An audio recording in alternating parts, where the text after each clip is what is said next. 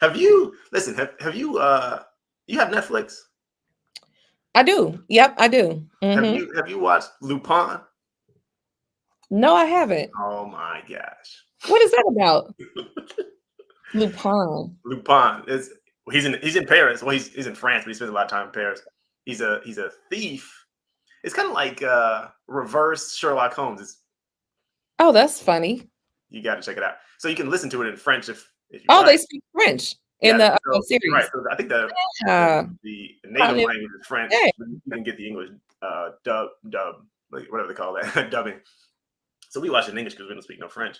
But you will probably be able to watch it in the original language. That's on Anyway, set. the third season just came out, and man, You man, send me the name of that like title just whenever you get a yeah, chance. yeah, it's phenomenal. It's crazy because it's like one of those shows where when you start watching it, but it's not even like the cliffhanger keeps you watching, which a lot of shows like it can be whatever for 50 minutes, and then the last couple of minutes you're like, okay, I got to see the next one.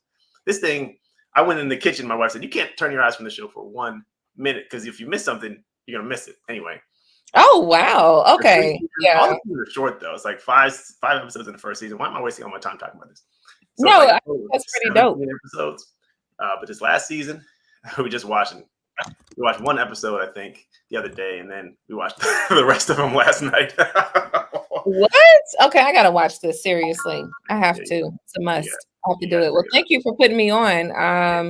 I'm definitely looking forward to watching it in French, and this will be a test to this will be a test of how well I've retained the language as upon my return to the United States, because it's very difficult to keep. Nobody here is speaking French for real. Yeah, So I have yeah. to listen to the news every day in French so I can Oh, make sure okay. my ears are still trained to listen. So we'll Yeah, see. you'll probably. I mean, it's like anything else. Like there's the slang and whatever weird terminology they use. Anyway, you got to check it out. I'll make sure you get up on that. Yeah, thank you. Okay, let me see. I think looks like we're live on YouTube. LinkedIn Perfect. also looks good. Let me just see what's going on Facebook just in case. So Okay. people always say, "Oh, you're live," and then I don't see the comment until after the fact. I know. Yeah, we're good on Facebook as well. Okay, so cool. Beyond Sure. uh, beyond Netflix. Right. Right. I, I know, right. Netflix. I argue that Netflix should be for copywriters a tax deductible expense. I It's think research, it definitely should. It definitely should. storytelling, demographic research. So we should be able to write that off. I totally agree with you on that. Netflix actually does a really good job with email. Shout out to Netflix. I Yes. always get these recommended, shows and films as a result of them. Well, of course, their software, whatever proprietary Yeah. software they're using, that is tracking the kind of stuff, the type of content that, I'm interested in. Yeah. So again, as we mentioned yesterday, even a big giant like Netflix is sending, even Amazon is sending emails, right? I get Amazon emails, I think at least on a weekly basis, where they're sending me these recommended reads based off of books that I've already purchased and Yep. read. So, I mean, again, like there is no business too little or too big to like send emails. Crazy. Yeah. I think I got 2 emails, whatever Prime Day was, or whatever they call it now. Uh, like 2 emails or 3 emails on that day. Barnes and Noble once a week. Now I Yep. haven't bought a book from Barnes and Noble in a little while, a couple months, probably this summer. So I guess maybe 3 or 4 months. Yeah. I bought it in store, but of course I have a membership so they can track that. Anyway, Barnes and Noble in my inbox. Definitely Amazon. HBO Max, Yep. probably twice a week. Here's what you got to watch. Here's what you need to watch. Yeah. So you're right. These companies are not hoping you turn on the TV and Nope. land on something you want to see. They track what you show interest in, and then feed you more of the same. Exactly. And then you were like, oh, I better go watch that. Yeah, seriously. I mean, it's wild how like they're emailing just like we are as business owners. They're emailing as well. So Yeah. it's crazy. And consider the fact every month you pay for that. You pay for Netflix. They don't take for granted that you're going to use it. They Exactly. know if you don't watch it, you're not going to pay for it. It's a So they great point. say, let me point out stuff that you're going to want to watch so that you watch it, so that you realize you need to keep the subscription going. Yep. Very true. It's a We great can't point. we can't sleep on our current customers. Give them reasons to keep buying from you. People who are on Yep. a retainer or on a like a membership or subscription thing, you still got to keep emailing them so that they You consume, do. that they understand the value that they're getting and appreciate the value that you are providing for them, so they keep paying. Exactly. One thing I wanted to share today is there are some changes um, that are occurring next year, and those changes are very important. Shout out to our mutual friend Shola, who actually Yes. introduced us. Shout out to Shola. So Shola actually brought this to my attention recently.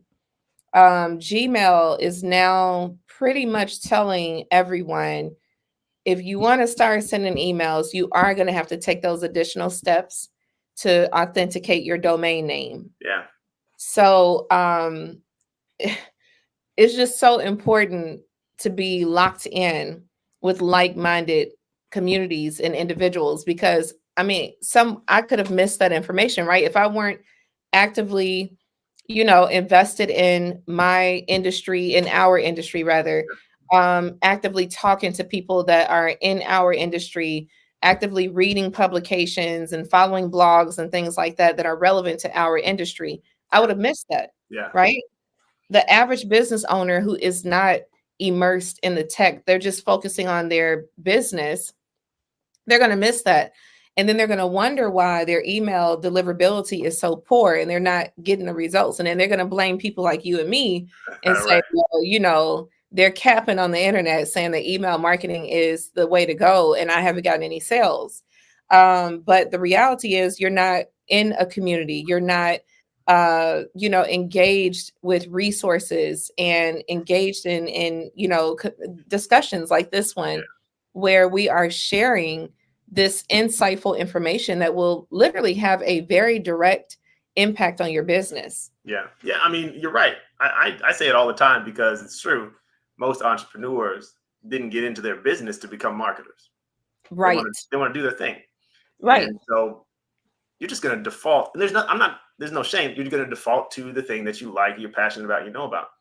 But if you don't have customers, you got nothing. Your business is Right. not, Exactly. not going to keep going. And so it's important like you said, just to be tapped into. You can do the research yourself and stay tuned in that way. There's nothing wrong with that. And you should do Right. that. But it's also helpful to be in communication with people who really, that's what we breathe. Mm-hmm. We do this. We research this. I told somebody I don't have hobbies. This is the only thing that I do is hang out with my family and do copywriting marketing stuff. That's it. That's all. Yeah. All the books over here, all of them. I don't read the Wow. ones that are not. I think I got like a dictionary and stuff. But this is what my hobbies are. Donnie, what are Yeah. you doing tonight? I'm going to be scouring over some emails, and that's what I do. So anyway, you don't have to know everything. I don't know everything. Shola Right. knows stuff that I don't know. Maria, you know stuff I don't know. And like I said, I learn Right. from you all the time. But that's what I do. And so entrepreneurs should be in touch with people like us, just on a regular basis. Find out what's going on. You don't have to even know us necessarily. Be Right. on the email list. I learned Yeah. from your email list Exactly. without having to say, Maria, what are you doing today? Yeah, I learned from what y'all are sharing, you and your team. Watch the YouTube channels, podcasts, and all those things. Yep. And so you have communication. You should have one-on-one communication or group communication, but also Definitely.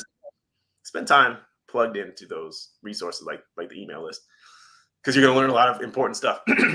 Yep. And it's really true. Deliverability, which I was going to ask you. I wrote that down. Make sure I ask about what you're seeing on deliverability, or how you're dealing with that, because it's a massive issue. It It is. won't get Yeah. any easier in Yeah. 2024. That's true. Yeah, that's a great question. I mean, I remember sometime this year, I don't know if it was in the middle of the year. I can't remember now. The year has flown by so quickly, but sometime this year, I remember there were issues with deliverability if you were using MailChimp. And by the way, I mean, this is no shade towards any company, right? I'm just sharing information because I want to be clear. I've done work with MailChimp. I don't want this to seem like there's any slander or anything, but nevertheless, there was an issue with deliverability with MailChimp in which, for some reason, MailChimp, any person or companies that were using MailChimp, their emails were going into spam. And so the issue of deliverability is a very serious one. It's a very multifaceted, complex issue because the thing is, most people don't understand the software that you use to deliver your email plays a crucial role in your email deliverability. I mean, a very significant role in your email deliverability. So if the software itself has been deemed, not trustworthy of sending good quality emails, then it has a direct effect on your ability to land in people's inbox. You're probably going to, see that you're landing in spam. So be that as it may, MailChimp, any of their users, as they were sending email communications, those emails were landing in spam. Gmail was made aware of it, and they said that they were going to fix it, but there was no real tangible ETA. There was no real explanation. It was just kind of like, oh yeah, we know that y'all's emails are going into spam. We'll get to it. And I mean, that's terrifying because I was thinking, especially as a service provider that specializes in email marketing, I mean, what can I tell my client? Like literally, you're paying us a monthly retainer to write these emails and to, of course, have them sent out to your audience. And then something totally beyond all of our control is causing your emails to land into spam. So, I mean, how can I, as a service provider, justify you paying us for the time period in which your emails are literally going into spam? Right. So, I said all this to say, on the topic of deliverability, number one, you really do have to be careful about what company that you utilize for your email marketing. Now, I just want to clarify, I do believe that the issue with MailChimp has been resolved now. So I don't think that that's an issue anymore. I don't believe those emails are going into spam. But that's the first thing. You have to choose a solid platform. The second thing is, in terms of your domain name and all of that, you've got to be careful. If you have affiliate partners that are selling products and services, and you're leveraging obviously your URL, your domain to sell those products and services. If your affiliate partners have a bad record or track record of sending spammy emails and things like that, it will in fact affect your deliverability. So you have to be very careful. It's a very multifaceted, very complex issue when we talk about deliverability. Last but not least, of course, building your own domain's reputation. So the way that you can do that, it's a little complex for people that aren't in this space, but it's simple for those of us who understand things like your domain name settings and all of that, right? I mean, we just go into the domain name settings, but you do have to take a few extra steps to include the necessary information or record, if you will, in the DNS, the domain name setting, so that your domain name can be authenticated. And even with that, it takes time. Like, it's not one of those things where, okay, cool, I added everything, I'm good, like we're good. No, you have to keep sending those emails. You have to keep, encouraging your list to click on something in those emails. It's a journey. It's not a sprint. It's literally a marathon. You have to stay the course. So thankfully on our end, I would say over the past, let me see, this is October. So let's say the past 9 months, because, as sad as this is going to sound, the reality is as a service provider, we were not writing emails for ourselves for a number of years, right? We were doing it for everybody else. And then on my end, no emails are coming out. So this year, I literally tasked my team. I said, no, we're going to start treating ourselves as a client. We cannot be the email marketing experts, and we're not even email marketing. Come on now. That doesn't make sense. So this year we have been very intentional, very consistent. I'm very proud to say, shout out to my team member, Jeanette, shout out to my team member, Paulette. Very proud to say that this year we have not missed a single week, not 1 week of emailing. And again, not just emailing just to say we did it. Thank you so much. Not emailing just to say that we did it, but we are emailing valuable content. At least we believe it's valuable to our list. And so I will say, Donnie, I've noticed a shift in deliverability for us this year, right? Because we've been consistent. we've been intentional, and the information has been, again, hopefully, right? It's been good information, it's added value. So I am noticing more times than not, we are not landing in promotions. And I have not seen, actually this year, I have not seen any instance in which we have landed in spam. It doesn't mean it's not happening. I'm sure, Sure. you Right. know, somebody's filter, their spam filter probably blocked their emails. Totally fine. But by and large, it appears that our deliverability is solid. So that makes me extremely proud. And of course, my goal is to keep up that good reputation. Again, I can't control the side where, the service that we're using to send our emails, which is Entreport, as I've shared previously. My team and I were all certified experts with Entreport. So obviously we use Entreport. So Entreport has a stellar reputation. They're very strict about, not having reports of spam, Yeah. emails coming off their server. So all is well. Thank you. That was a very long-winded way of saying all is well. That's So good. thank you for asking. I'm glad we're talking about this because I think it's not the most uh, like fun topic to talk It's not. about. Yeah, Like hack your deliverability. It's not a thing. true. There are some conversations about it, but it seems very limited. But it's so important because if your email doesn't land, Yeah, you get nothing. seriously. Right. You could be Yeah, giving away free BMWs. Not that anyone would believe that, but if you were, right. like legit, I got a free BMW for the first 100 people that click this link. It doesn't land. You get to keep all your BMWs. Right. Seriously. But it's really true, and I'm glad that you talked about your own personal thing. I second what you're saying. Your emails are extremely valuable Thank every you. time, Thank you so much. and you have recommendations of books to check out. Great recommendations. So I think if Thank anyone's not you. on your list, you got to get on there. OpensClicksCash.com, right?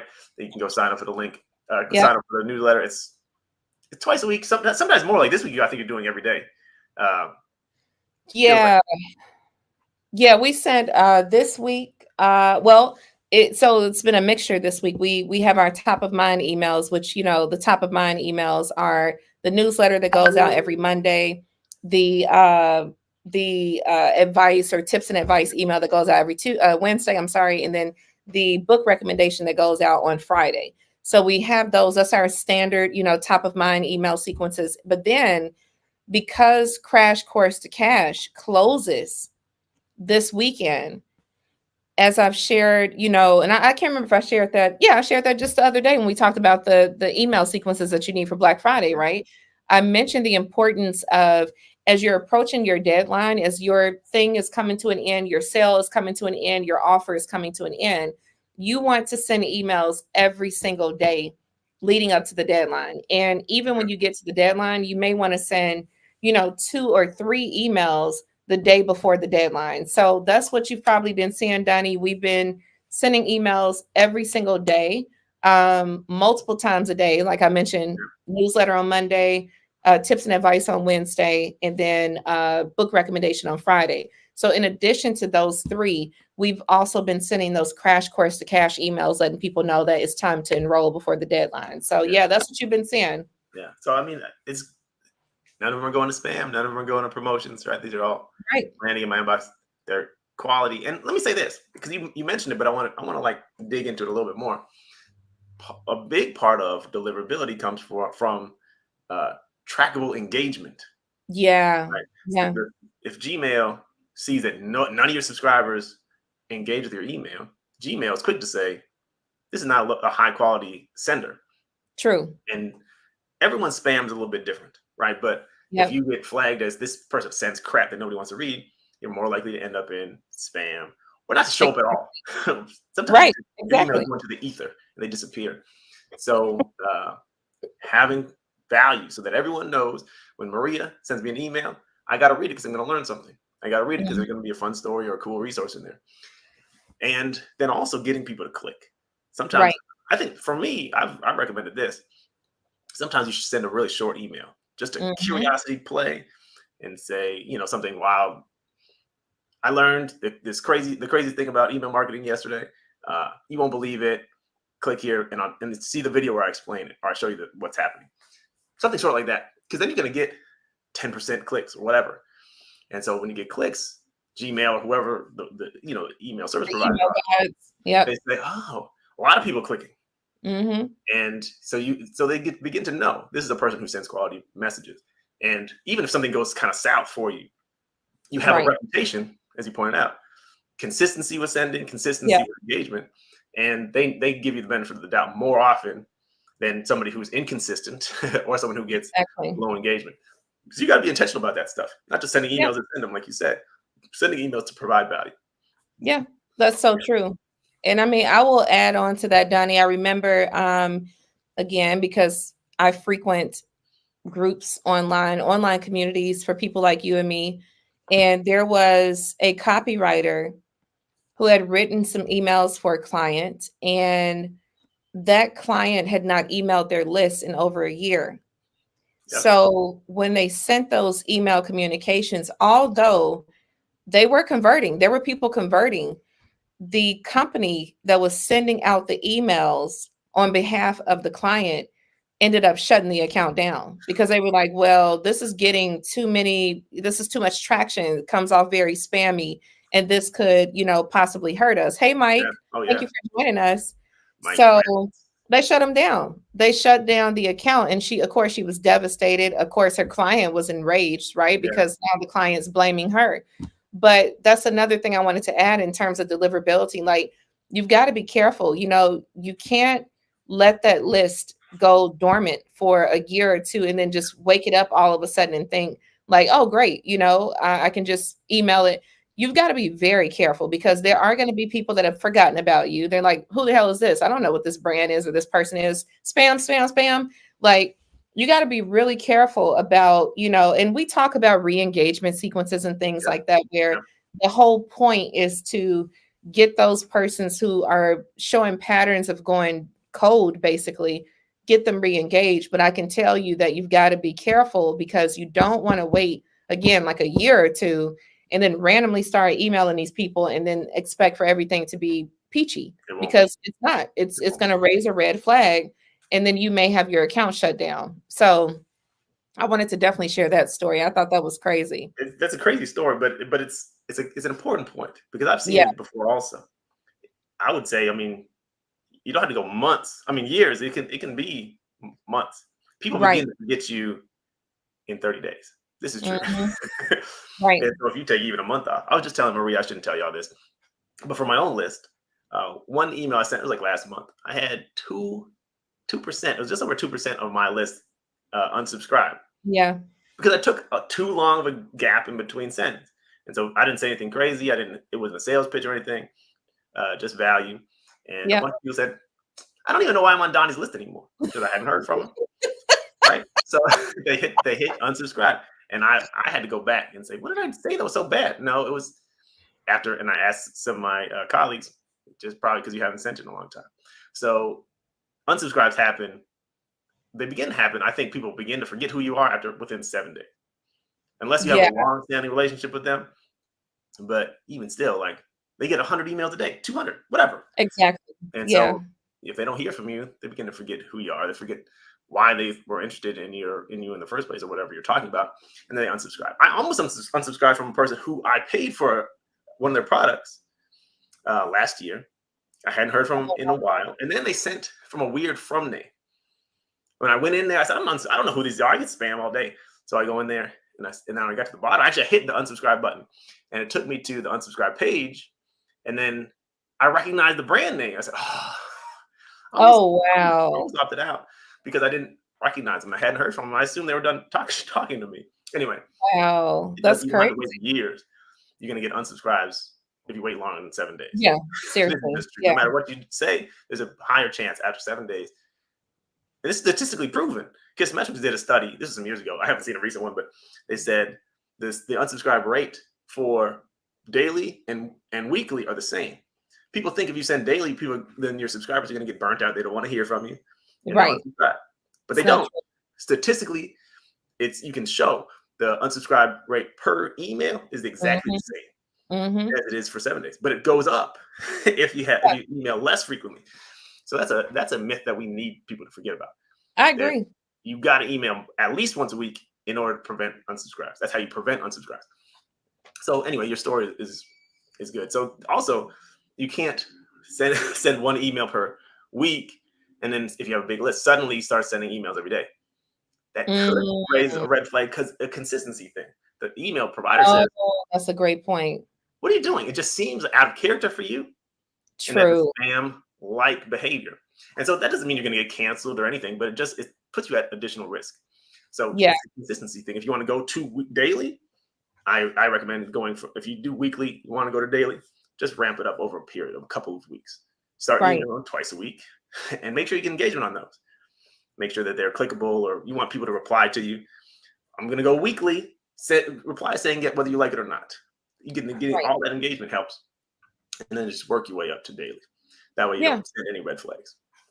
That's excellent points. Yeah, I definitely agree with that. I mean, you definitely take some level of risk when you have not been engaging with your list. Like you said, whenever you break a pattern, Yeah. there is some level of risk. It doesn't necessarily mean you're going to automatically be blacklisted, which I Right. think people don't understand. That's a thing. You can be blacklisted. As I shared previously, Donnie, when you and me, were on the Unfiltered call, I think on Tuesday.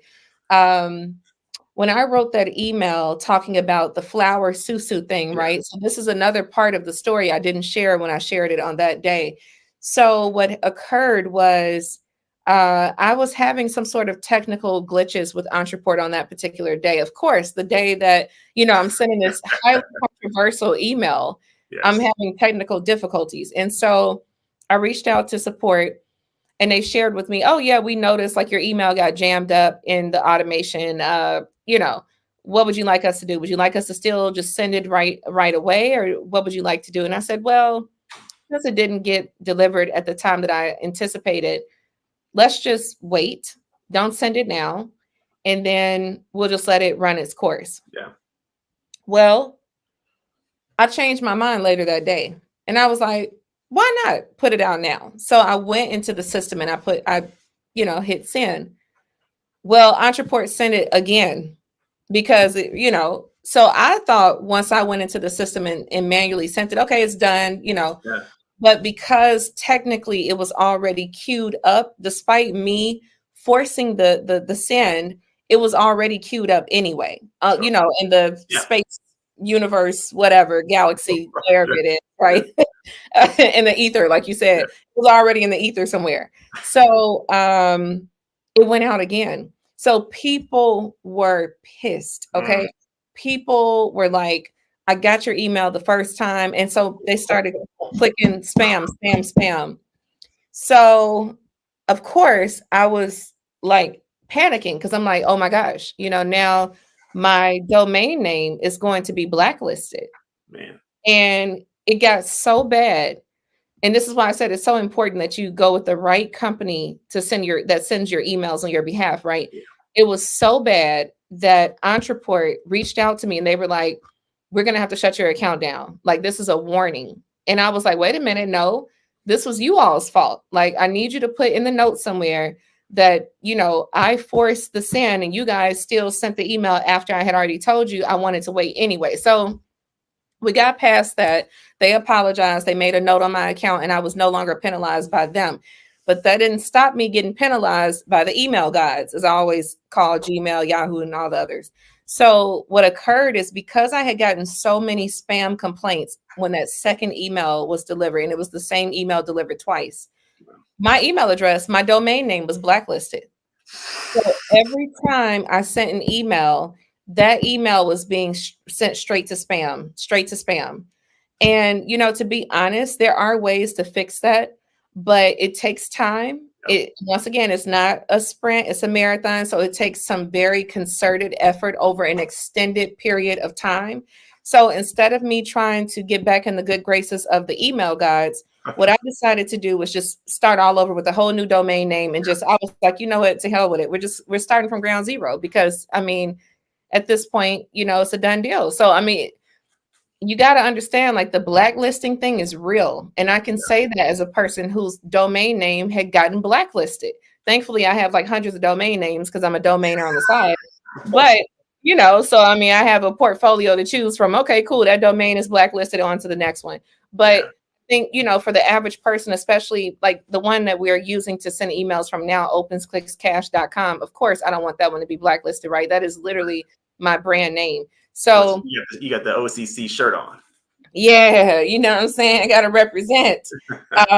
So, I mean, it's very important that we, maintain the integrity of our domain name, because that is literally our brand. Yeah. So, yeah, I mean, understand, folks, like the blacklisting thing, it's a real thing. You will get blacklisted. And you want to just be very careful that you don't fall for that. It's true. And I've same thing, similar thing happened to me. I was using MailChimp.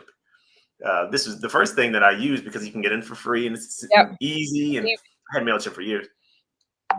Anyway, and at some point, I can't remember exactly what happened, but there was some kind of blacklisting thing. I got a message that said the same thing, like, whatever you're doing, you're screwing up. I don't think it was actually my fault though. Like I didn't do anything weird or out of the ordinary. Right. But something anyway. So I actually just switched. I'm not using MailChimp anymore. I'm on Action Campaign. And it's just I didn't want to deal with that. I know what it's like, having seen it with clients. When you're on the blacklist, it's a lot. And there's multiple blacklists. But if you end up on a blacklist, it can take a long time. You don't have time to waste trying to fix that. Exactly. Pepsi.com, you probably have to fix it. But for anybody else, like, it's just easier to switch everything up. So exactly. Your path is the same one that I took. Or at least what I thought. And I don't remember. I think when I was using MailChimp, maybe it wasn't on my verified domain. So I don't remember exactly what happened, but it was years ago. And wow. So watch this. There are, if you like, what is this? I'm going to look here. Mailgenius.com, for example. Mm-hmm. There are some of these tools that you can look up email deliverability, and you can send test emails to these tools, and they'll tell you what's your likelihood of going into spam, your likelihood of having some kind of deliverability problem. And then I think I can't remember what the other one is called. Let me look here. It's like MX Toolbox. I think that's the one. Oh, I love MX Toolbox. Yeah, that's where you can go and check and see if you're on the blacklist, IP address, all that stuff. I love MX Toolbox. I use it a lot. Yeah. Yeah. So those are some tools for you. I don't know if you guys have tried these, but you should. And you can do it on a regular basis just to make sure you're keeping healthy in the eyes of the email gods, because just like Facebook, I suppose, if Gmail doesn't love you, Yahoo Mail is kind of has its own weirdness also. You just gotta make sure you're healthy in terms of when you show up there. And the things we've been talking about help a lot. I mean, that's what you need to do. But you should also be checking, just like going and get a doctor checkup once a year, or for us men, once every 5 years. So come on,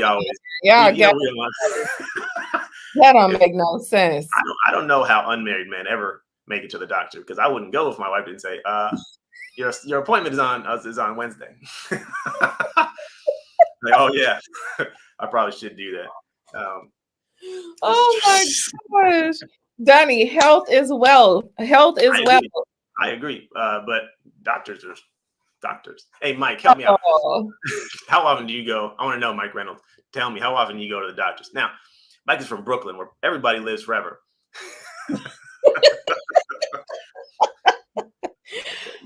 Oh wow.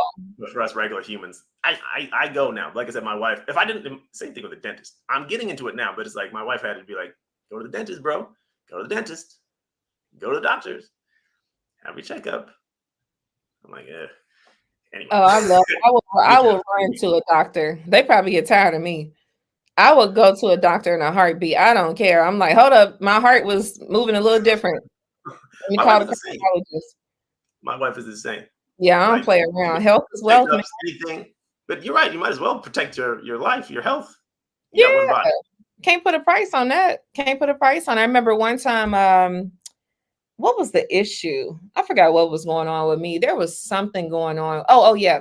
I had this weird episode on the plane one day where like I literally felt like I was going to pass out. My heart was accelerating. It was terrifying. So went to the doctor's office, and just as an aside, of course, I'm so over the US and our horrible healthcare. That's a whole nother conversation. So I stopped paying healthcare insurance. So I was like, yep, this is a sham. I just pay out of pocket. So I went, and like the ladies tell me how much everything costs. I'm like, listen, take my credit card. Okay. I can't put a price on my health. Like, I mean, Right. I hear what you're saying. Thank you. Cause I was getting so frustrated. Because I think, I'm sorry, at that time I did still have insurance. I had it, but it was so difficult for them to like confirm that I had insurance. And I was like, Yeah. listen, forget the insurance. Okay. Take my credit card. Yes. Whatever the price is, charge it on the credit card. I don't care. I cannot put a price point on my life. This is my life we're talking about. So just charge it.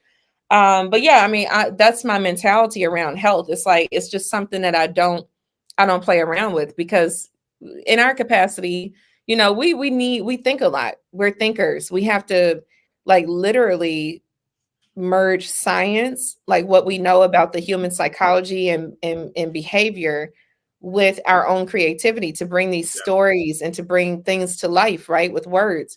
So I don't want anything to disrupt my ability to think clearly. And if I know that I just had a weird episode on a plane where I felt like I was finna, freaking die, then I probably need to go and see about that, because I'm not going to be able to stop thinking about it. So, health is wealth. Fellas, if y'all out there not going and seeing doctors on a regular basis now, come on. You got to do better. I agree in theory. Right. I No, know. Look, I agree 100%. It's just a putting in the practice thing, because I think yeah, we know, but it's like I can put it off. I can put it off. I feel good, strong like bull, but right. no. Uh, get checked out. Yeah. Especially I'm Yeah, 40. I'm 40. It's time to stop pretending I'm 20. yeah, it's a lot of changes between 20 and 40, man. Yeah. So So keep your email list healthy and keep your body right. healthy.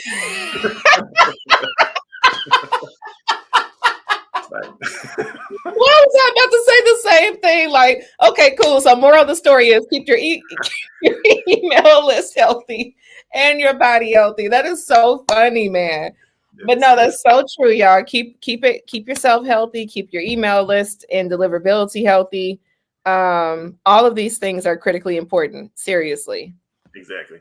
Critically important. Now, I have another question I want to ask you, because this Okay, is a question sure. I get all the time. But I'm gonna ask you two questions, because I get them all the time. I just want to hear your take. I bet we think the same things, but I just want you to share your philosophy. So, Okay. what do you feel? This is a trick question, but I'll ask. What do you feel is the ideal length for an email body copy? Ideal, I would say somewhere between 300 to 500 words. Okay, very good. Now I want y'all to take note, Okay. right?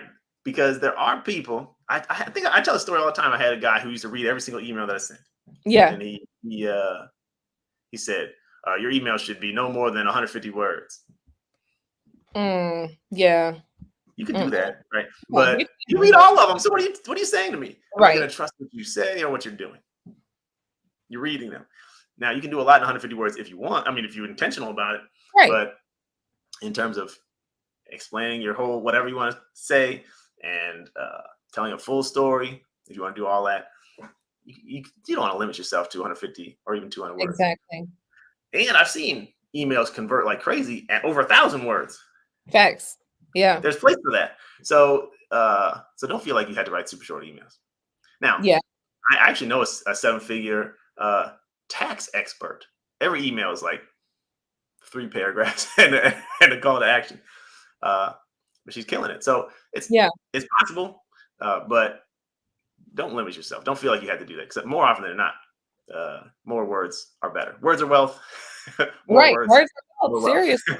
Yeah. I mean, I want to affirm you in that, because it's kind of like the website copy. I remember I'm in a bunch of online communities. So there's an online community I'm in, and I saw someone post in the community recently, guys, you've got to make your landing pages smaller. What you need, I'm sorry, I'm paraphrasing, but they were basically saying you need less text in your landing pages. And I started laughing to myself. I didn't respond, but I'm thinking that is literally the worst advice you can give somebody, because it sounds good in theory, but the reality is the more information that we see on a page, the more we feel like this person knows what they're talking about. So if I go to a landing page and I just see 2 or 3 paragraphs, I'm like, I don't know you like that, you know? But if I go to a landing page and I see like 10 paragraphs, but I'm only gonna read like 5 sentences out of this 10 paragraph landing page, I'm like, okay, this person know what they talking about. Like I didn't skim through, I see the reviews, I see, okay, boom, like I'm sold, right? Same thing with email. Now, of course, there are no definitive answers because again, if we all had the answer, we'd all be multimillionaires right now. So, you wouldn't even be listening, looking at me and Donnie on LinkedIn or YouTube or Facebook. True. We'll probably, Donnie, you and your family would probably be somewhere and off the Mediterranean sea somewhere, and I'll probably be in the Eiffel Tower living there. So, Owning it. right, owning the Eiffel Tower at this point, right? It's So, the Lloyd Tower now. what'd you say? It's the Lloyd Tower Right, now. it's the Lloyd Tower.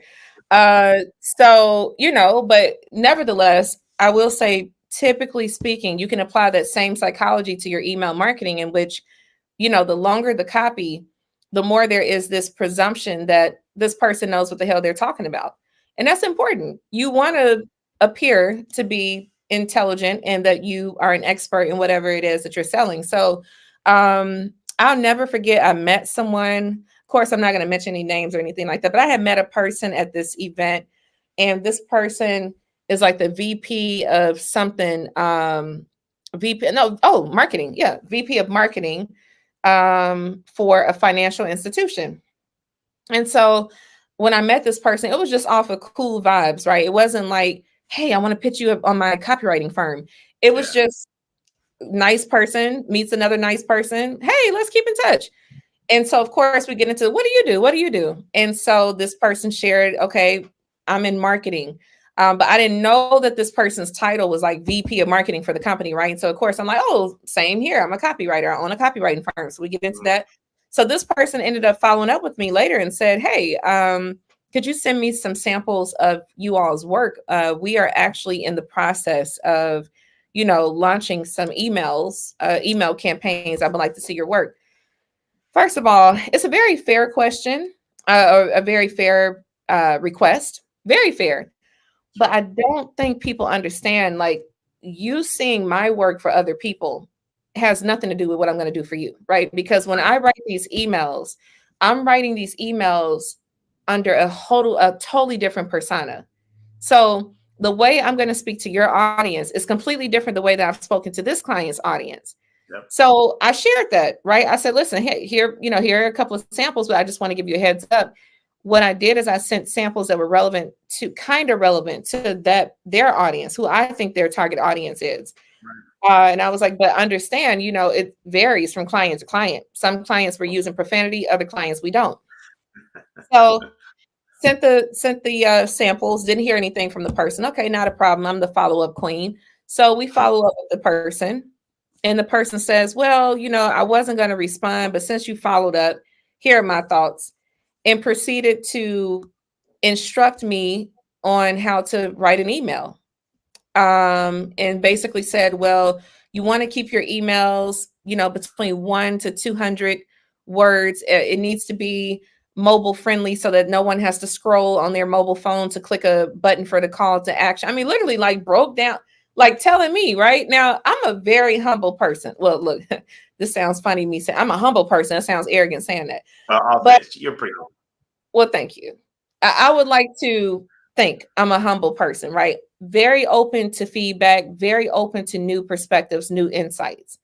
But I'm thinking in my head, okay, you're the VP or whatever. Congratulations. That is awesome. I run an email marketing firm. This is what we do. I've sent millions of emails throughout my career. Millions. Okay. This is no cap. Millions of emails. Yeah. Stuff that I have written has landed in millions of inboxes throughout the US or the world, actually. Yeah. So I'm sitting, I'm like, I wrote a whole book, like a whole book on email marketing. And this person is trying to coach me on what's a suitable email. So I responded and I said, listen, thank you so much for your feedback, for your insights. I appreciate it. This is received with love, because the person put, like, I hope that you receive this with love. Sure, not a problem again, because That's just my personality. And so I said, yeah, and I hope also that you'll receive this with love as well. And I explained, like, I know, clown energy. No, I'm kidding. But It is. oh, I mean, I was like, I hope you receive this with love. But I mean, I've sent millions of emails. This is why our clients come back to us. And I've written a whole book about email marketing. Like, thank you. But to be honest with you, the reason why I'm actually in direct contrast of what you are advising me to do as an email marketer is because I have to satisfy the requirements or the expectations of the email guides. Like, you can send that 100-word email all you want, but if you haven't built that good stellar reputation with the email guides, your Yahoo, your Google, all of that, that email is probably going to land in spam or promotions. I don't want my clients' emails in spam or promotion. So yes, we do tend to skew towards the longer form copy. Our emails are anywhere between 5 to 700, 8, like you said earlier, 1,000, right? That's how many like words that we're putting in our emails. So I'd explain to this person, I'm like, thank you, but yeah, I'm going to have to respectfully disagree, because ultimately we're having to juggle not only what the client wants to, or what your prospective customer wants to see when they're scrolling on their mobile phone. I get it. But we also have to satisfy the email guides. Well, needless to say, I never heard from the person again, which is fine. I didn't expect to, because I think this person probably is used to people just taking their word for it because they're the VP of something. So taking their word for it and going the hell on with their lives. But I'm just saying all that to say, people think like we're thinking one thing, we're thinking, oh, being concise and short, that's the way to go. And the reality is you got to understand human psychology. That's why our roles are that's why we get paid the big bucks, because we understand fundamentally how human psychology works. We study this stuff. So don't get caught up in thinking that like shorter is better, because that's not always the case. You've got to add some meat in there. So yeah, of course, I would love to hear your thoughts about the story. Well, listen, this year I don't advise anyone to do that. At least not publicly. I just did it publicly twice. I get it. You think that you don't. If you said I've sent millions of emails, right? Not that I have data on millions of emails. Yeah, across seriously. Dozens of niches. Yep. Right, across hundreds of offers, probably. Yep. Over 20 years. So forgive me if I have strong opinions about this based on, and then you're telling me anecdotally probably what you feel is true. Now, you can have your opinions, of course. Right. And you get to hire whoever you want, of course. But you can't tell me like I don't know. And right. I think I'm relatively humble sometimes. I think you're too modest. People send me there. They take me there, though. If you start to try and tell, like, you came to me. You came to me. That was my thing. I said the same thing to myself. I'm like, I didn't pitch you. That you came to me. We're vibing or whatever. Cool. I appreciate you. Like I even I said, I was like, I appreciate your consideration, but I wasn't, actively seeking to work with your organization. I'm just responding to your request for us to work together. So, but again, I mean, that's why, when people ask me for writing samples, that is just not something that I just don't, in my mind, like, listen, my writing sample is my book. You go read my book. Great. And I'll give you, that's not even like a pitch. It's not even like, hey, go buy my book and then you can get my samples. I will send you, if you're interested in working with me, I will send you a PDF version of my book on the house, free of charge.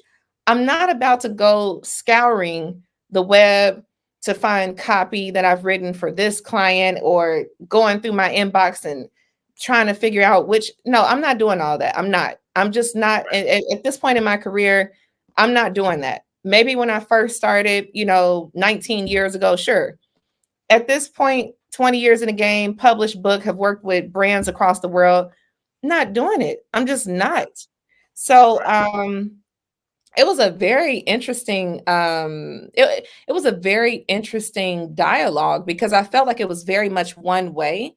And I don't like those type of conversations. You know, I'm pretty open-minded. I would like to think I'm okay with constructive feedback. I'm okay with somebody disagreeing with me. That does nothing to me.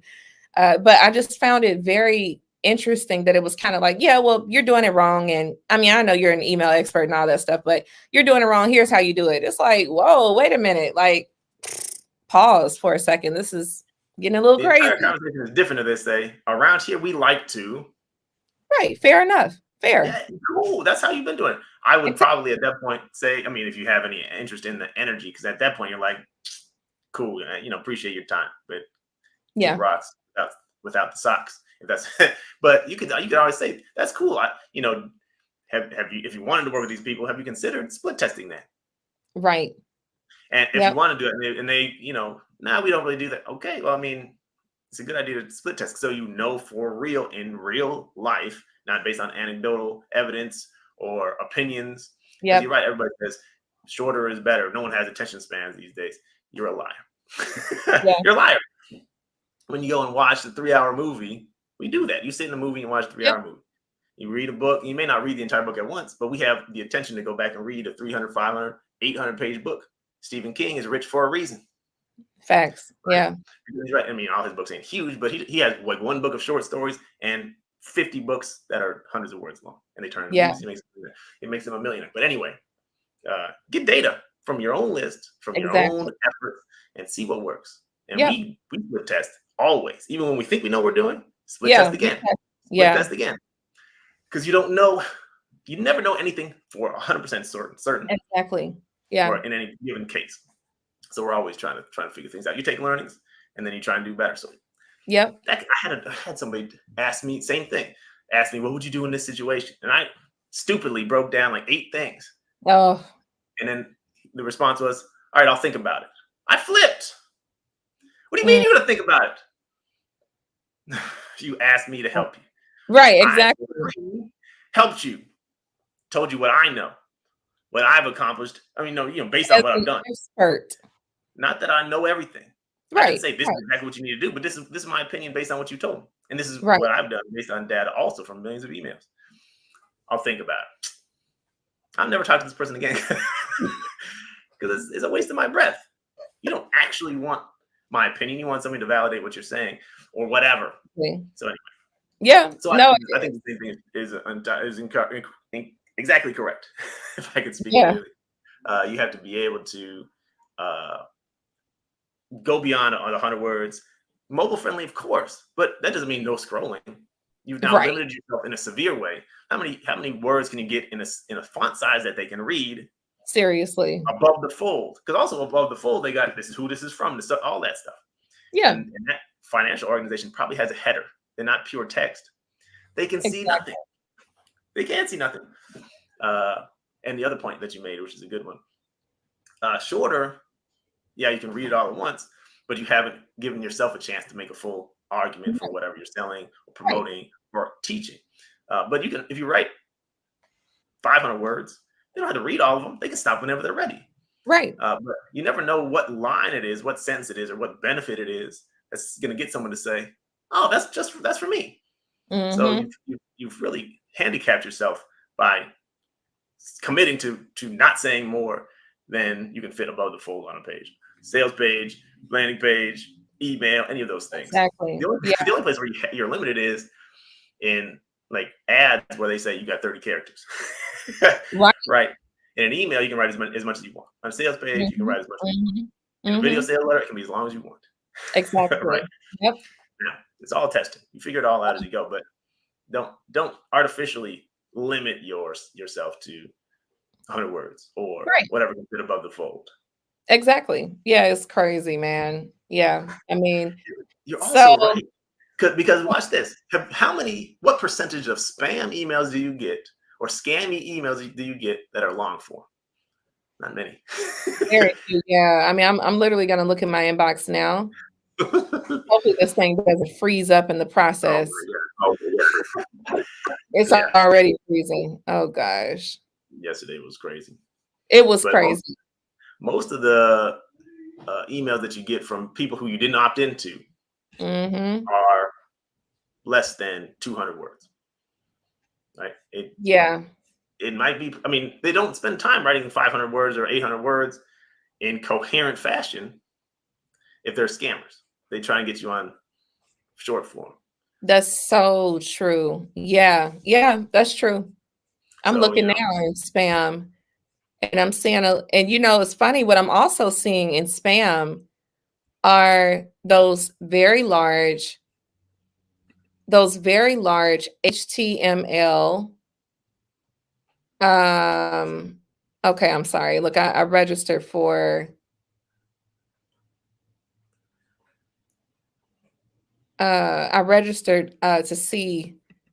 Okay, I'm sorry. I got totally distracted. I'm going through my email and going through my email now. I'm seeing a message that I need to respond to. But nevertheless, I'm seeing sorry, totally got sidetracked there. But what I'm seeing are those HTML emails with tons of text and not enough.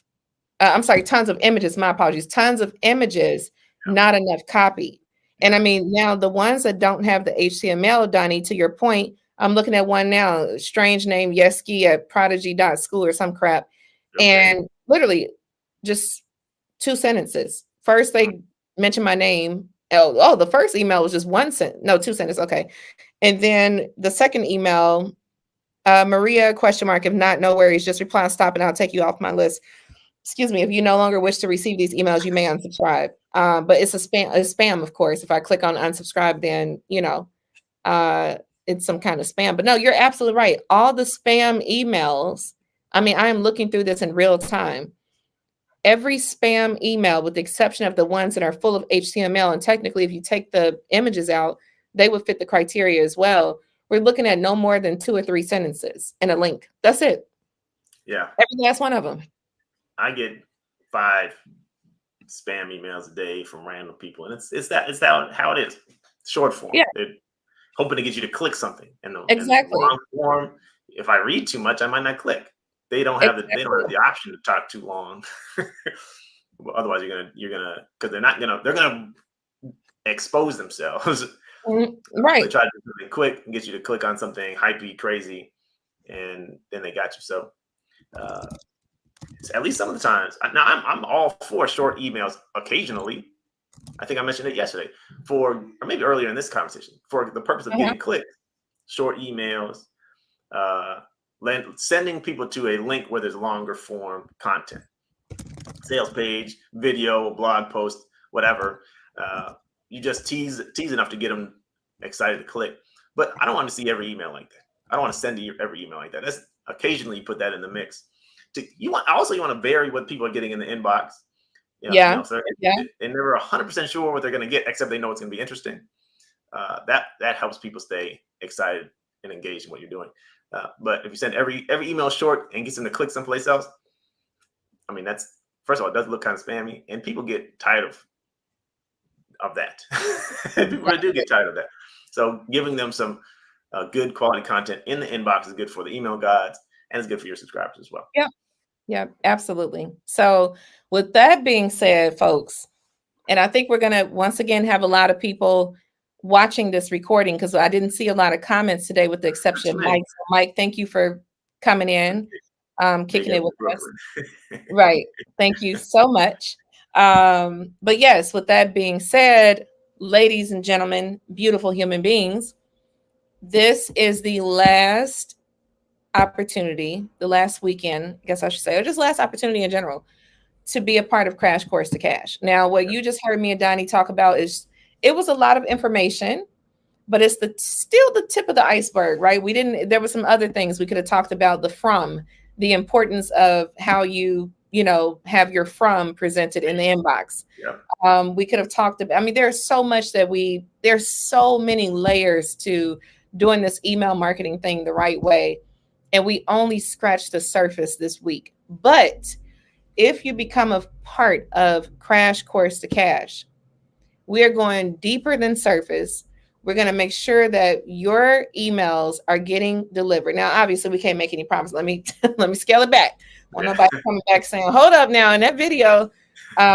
what we're going to do though is make sure that we set you up for success. So obviously we can't make any promises or guarantees, but before you complete our 5-week program, we will ensure that your email meets the foundational standards that are required to ensure that it actually reaches people's inbox. So that's what we do. That's something I can absolutely guarantee.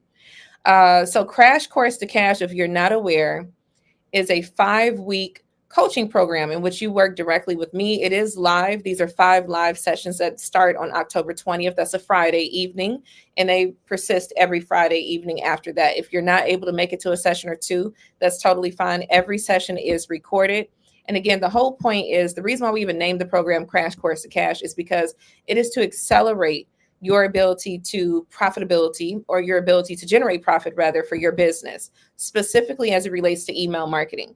So with that being said, I actually want you to chime in, Donnie, and share for the folks that are watching this recording, or if you are watching in real time, what do they get if they join using your link? All right, so thank you for that. This surface has only been scratched. You're right, and I think also the difference between hearing us talk about it and going in and looking at your own email, going Exactly. and looking, doing the email test, the spam test, the deliverability tools in real time, and being able to ask. Because also MX Tools is not the simplest thing to look at. It's not. The report that they give you, you're like, what do I do with this? Yeah. Especially if you're you can get into a group setting where Maria and anybody else in the group, or experts who are showing up, or myself on the times that I'm there, we can talk you through it, help you understand what it means and how to get where you need to be. So again, no promises in terms of nobody's guaranteed to get in an inbox on any given day. You're right, but if you'll know everything you need to know, to have your best chance of landing in primary every time. And when the rules change, guess what? Who's going to be the first person to know that? Exactly. Maria Lloyd. Exactly. Seriously. There's so many people who are at the cutting edge like her. So if you join with my link, you're going to get access to my Inbox X Factor course. Now, it seems like I say the same thing every time. For me, it's the only product I've ever created that I feel good about. That's probably the only real product I've ever created and put in the market. But it's designed to give you email ideas for every day of the week, every day of the month, every day of the year. So if you ever need inspiration or angles to talk about your business, talk about your products, services, or philosophies from a different angle, a unique way, you're going to have more ideas than you can use. Actually, if you send an email every day of the year, you'll have ideas for all of those. And then you can reuse it again next year because nobody's going to remember what you wrote about 365 days ago. In addition to that, there are video trainings designed to help you think about writing compelling emails in a way I don't know that I've heard anyone teach the way that I teach. My 4I formula, which I'll briefly explain here, right? That when I create emails, or anything really, but especially with emails, it's layered in 4 parts, 4 I's, right? I have instigation, introduction, indoctrination, and then invitation. Right. So instigation is designed to open an email in a way that it shocks them a little bit, or it gets them excited in some way and makes them want to see what the rest of the email is about. A lot of times people start emails real slow and then it's like, I'll skip it. Now, if you have a really great reputation and relationship with your list, you have some leeway there, because people say, every time I get an email from this person, it's going to be quality, so I'm going to stick with it. But especially in the early stages in your welcome automation, you don't have time for that. You have to let people know this is going to be an exciting email. So you do that. Then you introduce yourself, or you introduce your idea that you're going to talk about, or you're introducing the product that you're going to sell. Then you get indoctrinate, or if you're a little bit squeamish about the word, educate, inform, right? To let people know the details that they need to know to make a good choice. And then you invite them to make the choice, which is to click the link and buy from you. Anyway, I never heard anybody teach it quite that way. So you're going to learn my 4I system, my 4I formula for writing emails. This is all going to go in concert with what you learn in the rest of the training. Yep. All of us who write copy, we learn all kinds of stuff, and you incorporate those into how you like to write email. Mine again is based on millions of emails, data found, what works best in my experience. You can have your own angles, your own approach to it, and you can have your own philosophy, but you'll enjoy learning the way that I've taught. Anyway, video trainings to teach you that, email ideas, and then subject line examples. There's over 100 in there. So you're going to have a cornucopia of stuff from a product that I charge. Now, I charge as little as $49 a month for that. Yeah. People got in at the very beginning. But when I took it off the market, it was $99 a month. 99 or 97, I can't remember. Per month. You're going to get that for $0.00 when you join Crash Course to Cash this week by the 15th. So you got 2 more days for that, I guess. Yeah, the 15th is the deadline. So the clock is ticking. I did not go over the price. That's right, because you just now they're getting what you have to offer. The inbox factor is included. So the price, it is a one-time fee. There is no subscription, no quarterly subscription, no annual subscription, none of that. A one-time fee of $497. And there is an opportunity to join just paying half up front. I believe half is $248.50. Right. Hold it against me, as I always say every time. I am a copywriter. I am not a mathematician. So yes, $248.50. You can pay that up front, and then you can pay the remaining balance 30 days later. Also, you are able to enjoy two sessions of the program. The first one, again, starts on October 20th. The next one is October 27th, and so on and so forth, every Friday evening.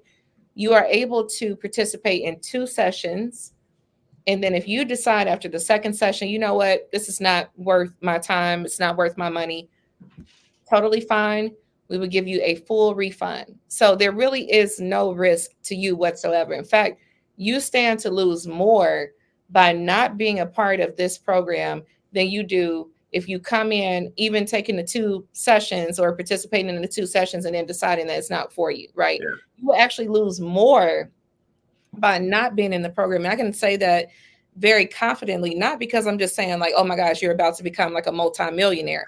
But the reason why I'm saying that is because right around the corner, we have one of the biggest time frames of the year for businesses to profit from. We're talking about Black Friday, Cyber Monday, Small Business Saturday, Christmas Eve, Christmas Day, New Year's Eve, New Year's Day. We have like 6 days in which businesses see a substantial amount of revenue coming into their company. So why would you not want to be a part of that? Why would you not want to be one of those companies who stand top of mind in the minds of those consumers who are already conditioned to spend their money during this time frame? Why wouldn't you want to be present in the inbox? So again, you will actually lose more money not being a part of Crash Course to Cash than you would if you spent the money and then 14 days later decided, or after 2 sessions rather, decided, it's not for me. You'll lose more by not being a part of it. So you may as well just join it. Think about this. Anybody who's listening, you have your own price points, but how many of your product do you have to sell to make $497 back? Right, exactly. Yep. For some people, one sale. One additional sale, and you will have more than made it back. And for other people, if you're going to sell at a $47 price point, it's 10 sales. Do you think you could potentially make 10 sales based on what you learn from Crash Course to Cash, even in 14 days? I mean, you're gonna get hands-on training with best of the best copywriter, Maria Lloyd. You're gonna get access to You're gonna get access to the Prosperity Portal, right? It's as if they bought the whole thing. They're gonna have access to everything except for the live sessions for 2 sessions, which is at this point is going to be more than 14 days. Exactly. Incredible access. All you got to do is sell a few things. And to your point, coming up on Q4, I mean, we're in Q4. You got Black Friday, Cyber Monday, Christmas, New Year's, depending on what you sell. Valentine's Day is also big, depending on what you sell. Yeah. Here's what I want to get in on, right? Yeah. No matter what you sell, e-commerce or not, Black Friday is big. Is this an excuse to sell to people who want to buy? Yep. Coming up on Christmas is an excuse to buy, for people to buy for themselves or for their relatives or loved ones. Exactly. And on New Year's Eve, I mean, going into New Year's, everyone wants to get their life right. I'm gonna get my Exactly. money right this year. Gonna get my health right this year. I'm gonna launch my business this year. I'm gonna learn to read, speed read this year. Whatever it is that you're selling, New Year's time is a time when people they're turning over a new leaf, or at least they think they are. But they're ready to buy products to make Right. 2024 a great year, the best year yet. And you want to be there. You don't want to, and you don't want to like casually show up in the inbox. Show up with intention, show up with consistency and frequency to be able to stay top of mind, but also to make a really strong, compelling argument for why their money should go to you, why Right. their trust should go to you, right? Again, like we talked about the other day, if you're selling something that helps people, why should you hold back? You should do the best that Doesn't you make can sense. to help them make a good choice, which is to buy from you and to take action to make their lives better. So this is a great way to get all the tools that you need to show up with consistency, regularity, and with efficient, like effectiveness. You're gonna send Exactly. good emails, not just sending emails to send emails, sending emails to accomplish something, which is helping people to come to good choices to help themselves, uh, which is going to start with buying from you. Yeah, exactly. I mean, you just said it all. Like, listen, y'all go to that link, crashcoursetocash.com/Donnie. Check it out. Check it out for yourself. If you're feeling it, I would love to see you. And we get started next Friday, exactly a week from today, actually. I would love to see you. And yeah, like I said, you will actually lose more by not being a part of this than if you were when you pay, say it's not a good fit after 2 sessions and you've gone about your business. You'll lose more by not being a part of it. So That's true. this is the time. The time is now. If you've been waiting on a sign, this is your sign, right? I know Yeah. sometimes people are like, oh, I just need a sign. This is your sign. Okay. I'm the This is it. sign. Okay. This is it. Remember, like I'm telling you, you need to be in this program. So let's go ahead and get this money going into Q. Well, we aren't, like you said, we're already in Q4. Let's go ahead and get this money as we're approaching the Black Friday, the crazy holiday rush, as I like to call it. Yes. And yeah, check it out. Check it out. Crashcoursetocash.com. Everything is spelled correctly. Crashcoursetocash.com/Dunny. Make sure you check that link out. And we look forward to seeing you. We look forward to seeing you next Friday. Yeah. It's going to be another incredible experience Yeah, of learning and exactly. producing. Because you're not going to just come and listen to lectures, right? You're not going No. to just Oh, come no. and hear Oh, training. no. You're Yeah. going to walk Yeah, away with work done every week exactly. to Yes. move your business forward. You're going to have access also to templates. You didn't mention templates. You didn't I mention did. full automation that Marie's going to hand you from her Yeah. own business, right? Yeah. That's You can true. just take them and fill in the blanks for yourself, put them in your customer relationship management Yeah. system, and roll with it. Are they going to get that in the first week? Yeah. I That's mean, they dangerous. you get the templates as soon as you get in. Yeah, that's dangerous, Accessible. right? Because you're gonna if you can come in at 248.50 and get the templates that are going to be worth 2,000. I would retail that at 2,000 or more Yeah, just for those, definitely. because you don't Yeah. have to do any thinking. All the expertise is already cooked into that.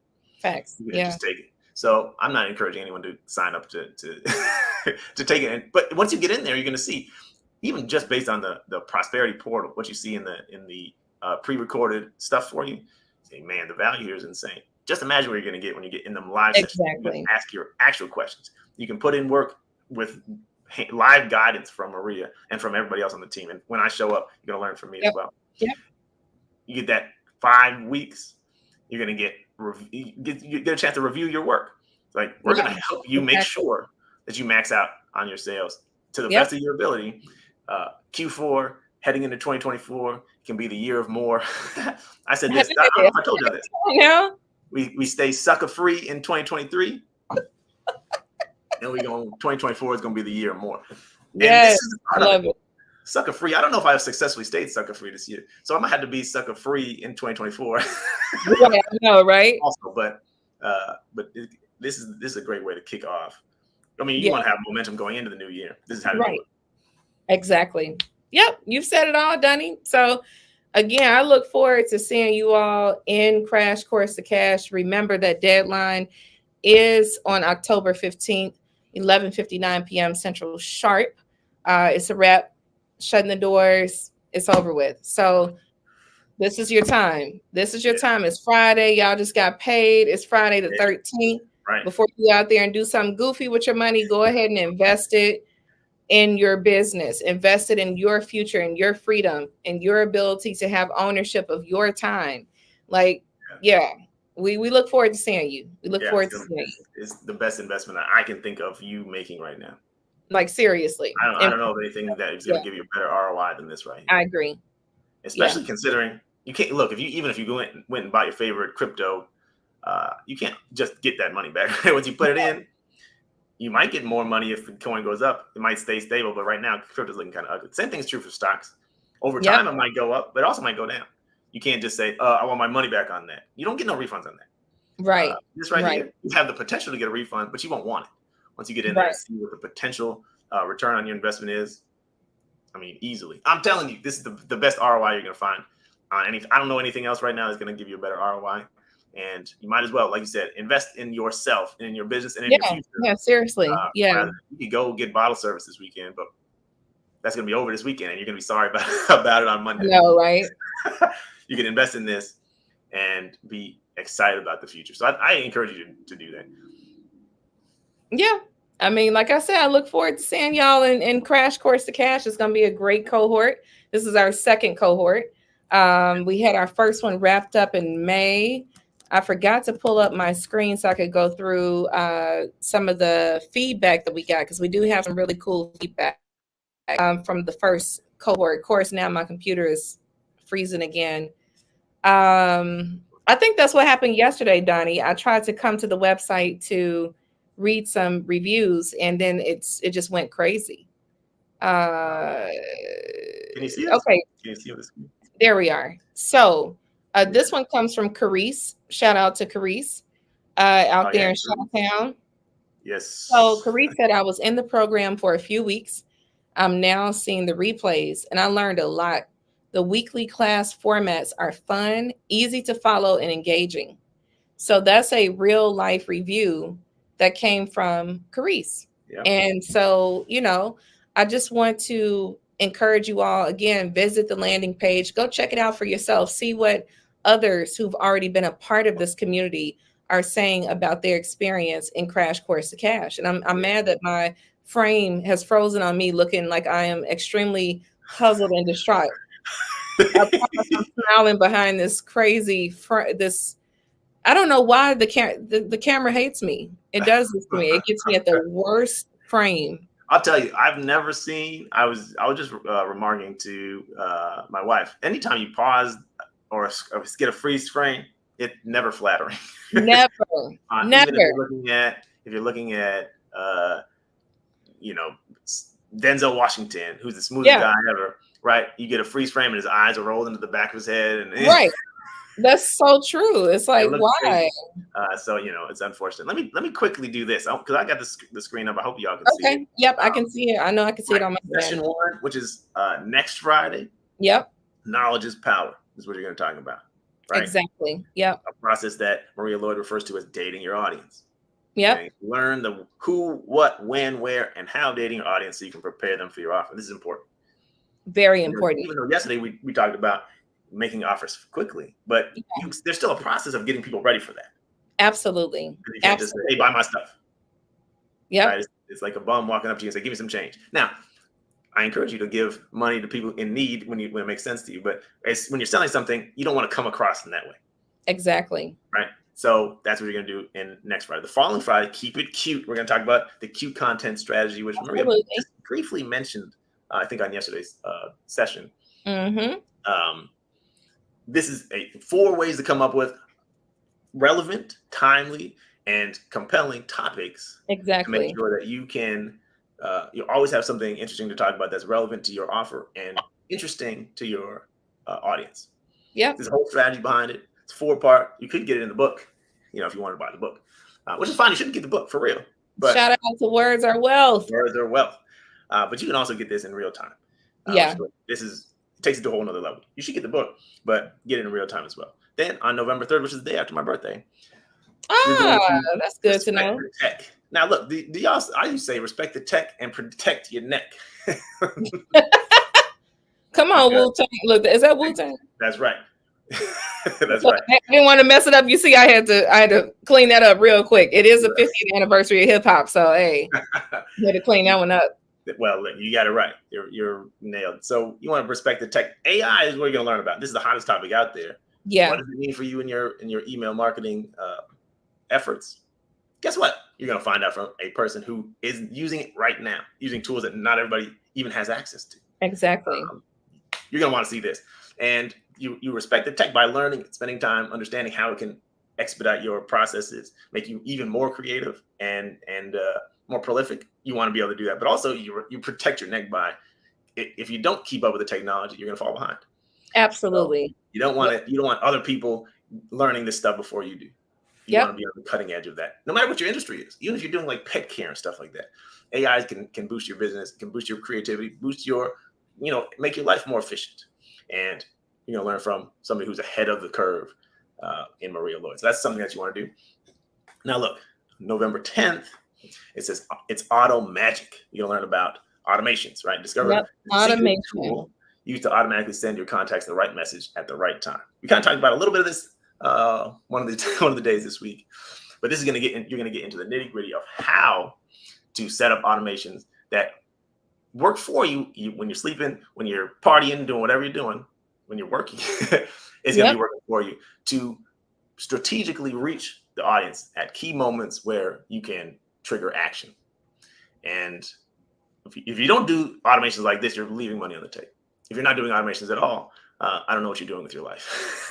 Right, exactly. This is where you're going to learn how to not only just make those, but make them in an optimal way to produce the results that you want. So that's November 10th. And again, these are going to be recorded, but you want to get on these live. You can ask questions and go through this in real time. And then November 17th, which is the final session, Money, Where Art Thou? I like that a lot. Thank you. It says, as you prepare to launch your first email marketing campaign, you'll establish clear goals and objectives to reach them. And Maria's going to walk you through the six-figure email marketing monetization process. So the point here is to make money with your emails, and all of us can stand to make more. If you don't have a system for selling, you're going to be at the mercy of your audience's system for not buying. They have a system to ignore you. Yep. They have a system to ignore your offer. You don't want to be at the liberty of that, or you don't want to be subject to that. You have a system for selling. You're going to learn it on November 17th, how to set up things to maximize monetization in a way that's ethical and it feels good. And exactly. Everyone will be happy when you produce your emails in this way, monetize in this way. So those are what you're going to learn in the live sessions, not to mention all the stuff that you're going to get in the Prosperity Portal. Man, you don't want to miss out on this. No, you seriously don't. So again, folks, Crash Course to Cash. Everything is spelled correctly. No funky spelling or alphanumeric stuff. Nope. It's spelled exactly how it's supposed to be spelled, /Donnie, DONNIE. So y'all get in. Look, I was going to say the whole cheesy, be there, be square, but we're going to leave that one out. Look, apparently you have 2 days, 8 hours, 34 minutes, and 43 seconds to go. Yeah. So there's no point in waiting all that time. Yeah. Take care of it right now. That way, lock your spot in before before your money disappears. Go ahead and do that. And Maria's going to welcome you inside. At some point, I'm going to be in there at least once. Yep. In a couple of weeks. And I look forward to seeing you in there as well. Anything else before we get up out of here? I can't think of anything else, Donnie. I'm ready to get out here and see what all the crazies are doing on the 13th of Friday. So no, I can't think of anything else. Of course, as always, I truly appreciate you. Really, again, every time we talk, I gain something from you, new perspective, new knowledge, a dope quote, a new way to diss people. It's endless. It's endless when we talk. So that'll be my next product: how to diss people. Oh man, people don't understand. Copywriters are some of the funniest people that you will ever meet. Like straight up, we have such a crazy sense of humor. It's hilarious. 100%. I don't know any boring copywriters. No, me either. Seriously, like I'm talking about. I know people like yourself, like Raven, yes, who could literally go into comedy. Like I'm so serious. Y'all could literally go do stand up. I could see it. So yeah, Now, man, Raven is, I mean, wow. she is hilarious. Yeah, Yeah, she's hilarious. I gotta hit her up. I haven't talked to her and I haven't Ashley done in a minute. Raven in a while either. She's like too busy for me. So I uh, know, if you get with her to say, hey, look, Donnie was asking about you too. So right? don't Yeah, forget about I'm gonna hit her up. don't forget about your boy. So I think it's raining like crazy outside. So there's probably not too Oh many wow. wild people out here on Friday the 13th in my neighborhood anyway, which is good because I'm 40, so I like the quiet. I'm not mad at it. I'm not mad at it. No, honestly, I'm probably just gonna go home. Please don't. I don't want anybody to think it's probably not gonna do much of anything. So yes, but I always learn from you as well. Every time we sit down and talk, it's like notes taken. You see me scribbling on the side, it's like I'm gonna lock that in. So crash course to cash / Donnie. That's with an IE, not like Donnie Osmond, more like Donnie McClurkin. Exactly. We Right, so, fall down. where was I at? And somebody was singing that like yesterday. I'm like, what do you do? Oh, I was at the barbershop. And the barber started singing that song, which is a weird thing for the barber to do. Like, you'll fall down when you, Different. now, That's different. I did my own hair, but that's because I'm cheap. But I took my son to get his hair done because I can't do the fade on his head. Anyway, we fall. And I was like, no, just cut. Don't fall down. Don't talk about. I don't want to see about you getting up. If you fall down, we out of here. And I'm Right, exactly. For real. Oh man. That is hilarious. Good times. But anyway, Yes. inside Crash Course to Cash, you're going to get everything that you need to max out Q4 and beyond. Yep. So we Get want to see that you money. out there. And we're going to get up out of here. Are you back? No, you still got the No. confusion. Yeah, see. Yeah, you see, I had to turn that off. I'm going to turn that into a meme. That's great right there. Man, please like don't. when a client tells you how to write an email. Exactly. Oh my gosh. Please don't do that to me, please. That is like one of my fears, being turned into a freaking meme. Oh, it'd be a good meme, though. I like that one. oh Anyway. No, that one is awful, man. Oh, Moses. What's up, Moses? Moses been hanging out with us. I appreciate you. Hey, what's up? He said this was a great convo. Copywriters low-key are hilarious. Listen, hey, if you ain't got no copywriting friends, you are missing out on like so much laughter, man. Like we just I don't know what it is. Like it's just a certain swagger about copywriters. We just I don't know. We have such a crazy sense of humor. I think with copywriters, we have a strange combination of right brain, left brain. Yeah, true. And so we see things in a way that's different from other people, and we analyze things in a way that's different from other people, and we also know how to say things in a way to get a response. Like that's what we do. Exactly. The response that I want in this instance is laughter. Yep, very true. And you kind of and then we also test, right? Just like a comedian, you go to a comedian. Does this joke work? Yeah. And then if it works, you double down on it, you embellish it more. Yeah. And you use it. So I got plenty of jokes. They're just sitting there and it sounds like I just came up off the dome. That's been in my pocket for weeks, months, years. Oh man. I gotta make it sound like it's off the cuff. So anyway, and I think all copywriters are the same. That's what we play with words, we play with ideas, we play with psychology. So yeah, we do. That's true. The way of, of helping us to be funny. And exactly. Like just perceptive in different ways. Yep, very true. But no, Moses, thank you so much for kicking it with us today. Yes. And hopefully we'll see you in Crash Course to Cash. Awesome. I'm telling you, you will not be sorry. Yeah. You will not be sorry. But that's it. So everybody who hung out with us, appreciate you. Everyone who watches the replay, appreciate y'all as well. Guess what? If you have questions, hit me up. I want you to. Because we want to make sure you have everything you need to know if this is the right choice for you. Yeah, seriously. So feel free to reach out to me. And of course, I'm not paying attention to you about this. You don't miss that. Right. Exactly. But yeah, this has been a great conversation. The whole great week. We've had a lot of great conversations. I know. That's so true. That's so true. It's been a great week. I'm actually a little sad now that this is the last unfiltered conversation, at least for the time being. It seems like we did like 4. So we've done like 8 this year. That's crazy. Yeah, seriously. It is. So, I know I'm a little sad about it too, but we'll find a way to collaborate again in the future. True. And for the people who are inside Crash Course to Cash, you get to see us in the private group. Everybody won't get access to that. So if you like these kind of conversations, this by itself is probably worth $500. Absolutely. We just talked about all that deliverability stuff, man. Y'all better stop playing. Now, we already told you this is just the tip of the iceberg. It's a lot more. It's a lot more under the surface. So much more. And like I said, if you get in there and get a chance to, hey, this is my particular question, my specific situation. You get specific advice about your specific situation. Exactly. Versus, we can generalize, but we don't know everybody's situation. Nope. We can tell our stories, what we've been through, but we don't know what's going on with you until you show up inside Crash Course Cash. So looking forward to anybody having, like I said, if you have questions, reaching out. And if you know this is for you, go ahead and hop in there. This is the time to do it. And we appreciate you taking that consideration. Yep. We look forward to having you.